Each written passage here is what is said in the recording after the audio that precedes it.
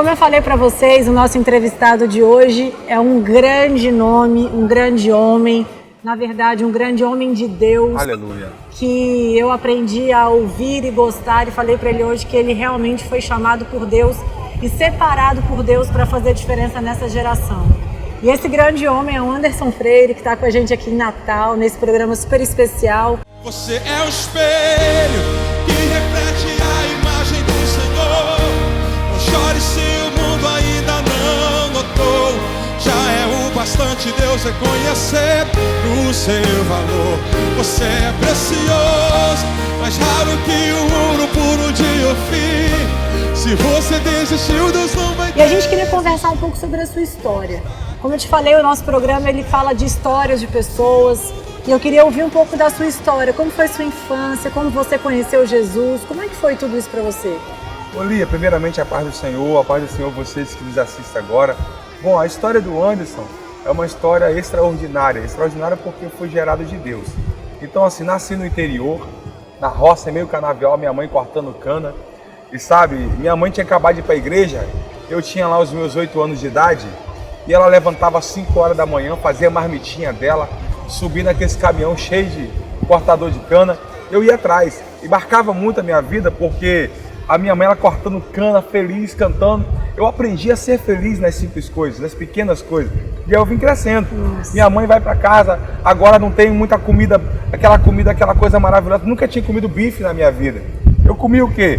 Eu comia preá que pegava lá no meio do mato, tatu. Isso eu todo comia.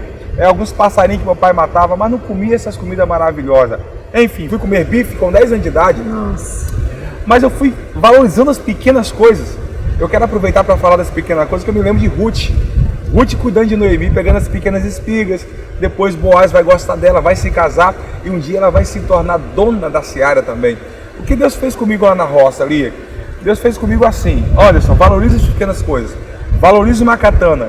Quem não sabe lidar com um canavial de cana, não vai saber lidar com um canavial de composições um dia.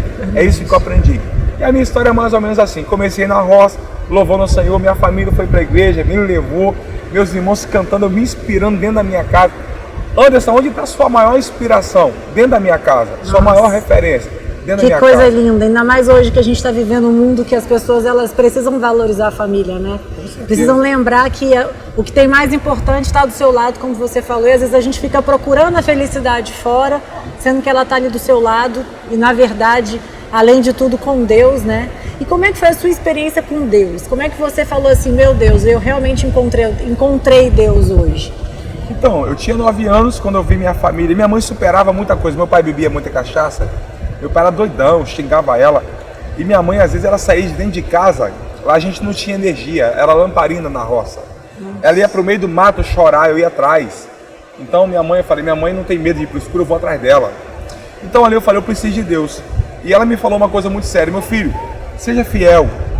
Vamos orar para Deus libertar o papai. Aí eu falei, mas mãe, por que a senhora não larga o meu pai? Ele maltrata muito a nossa família.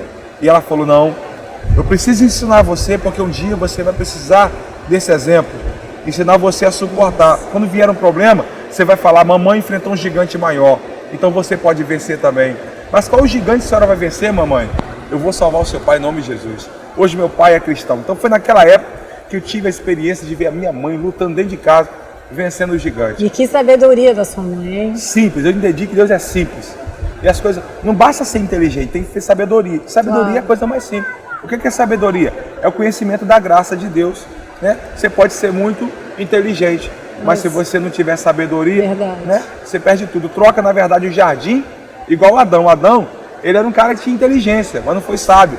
Adão pegou o jardim que ele não plantou para colher, Deus falou, vou te colocar no jardim.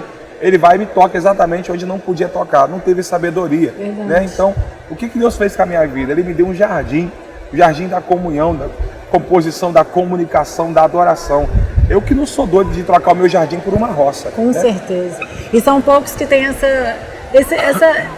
essa maneira de enxergar a vida, na verdade, e a valorização dessas pequenas coisas, né, Anderson? Hoje você consegue enxergar de onde você veio, para onde Deus te colocou, mas você não esquece de onde você veio e você consegue entender que essas pequenas coisas formaram quem você é hoje, né? Ô Lia, eu comecei a compor para cantor que ninguém nunca ouviu.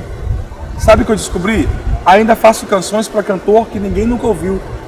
Se eu não souber valorizar um cantor anônimo, eu não vou saber lidar com um cantor famoso.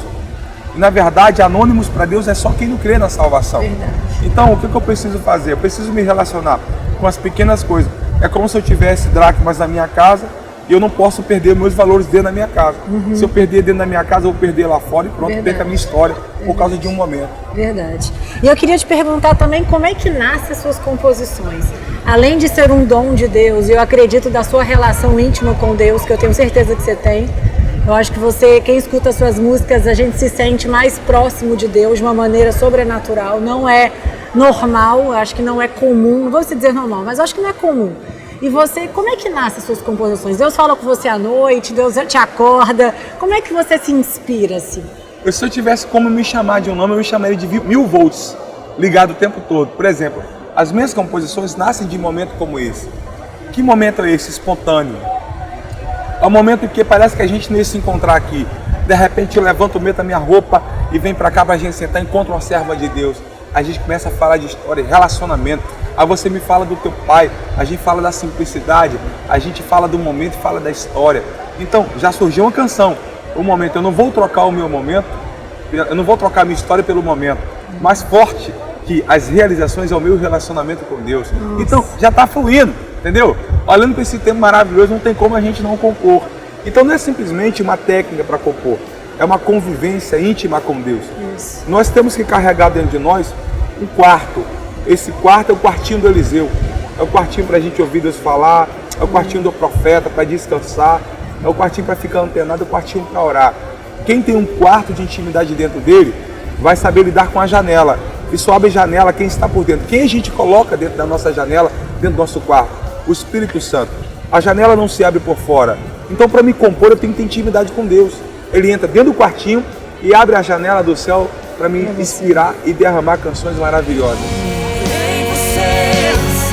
Encontrei o amor de Deus que me abençoou, que nos abençoou.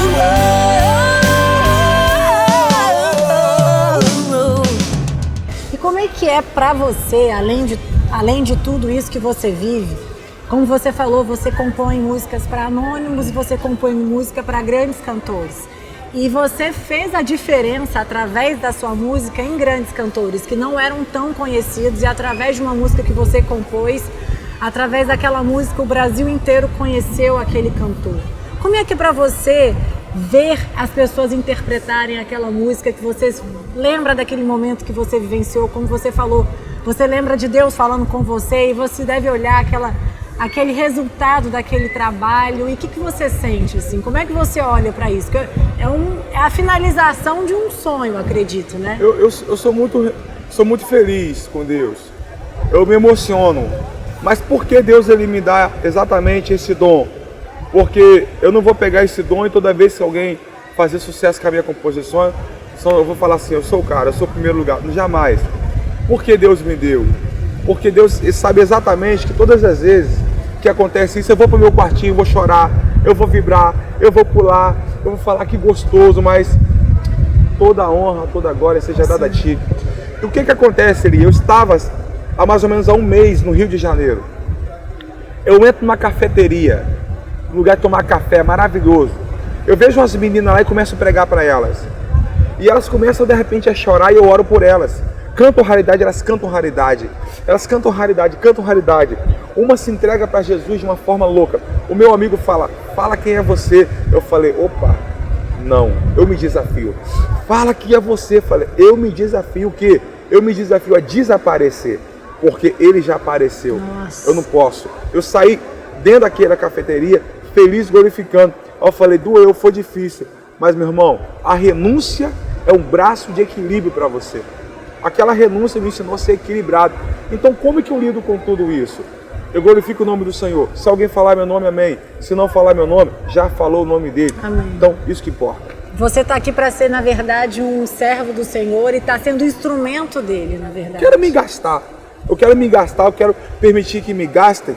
E outra, por amor às almas. E se não houver uma correspondência, não for correspondido aqui, ainda que nem me ame por isso, eu quero falar igual Paulo. Eu vou fazer para Deus. Exatamente. Porque viver para mim é Cristo. Exatamente. É a nossa vida. Se a gente não viver isso, não tem como a gente assumir e falar assim, sejam meus imitadores. Para falar, sejam meus imitadores como eu sou de Cristo, você tem que ser capaz de estar disposto a perder parte sua. O que é perder parte? Se gastar. Permitir ser gastado no reino do Senhor, perder a sua vida por causa dele. O que é perder a sua vida? A cada dia de entrega de trabalho, vai desaparecendo, some, desaparece, sai parte aqui, perde parte aqui, até um dia você ficar semelhante a ele, porém, na eternidade. Aqui você desaparece. Amém.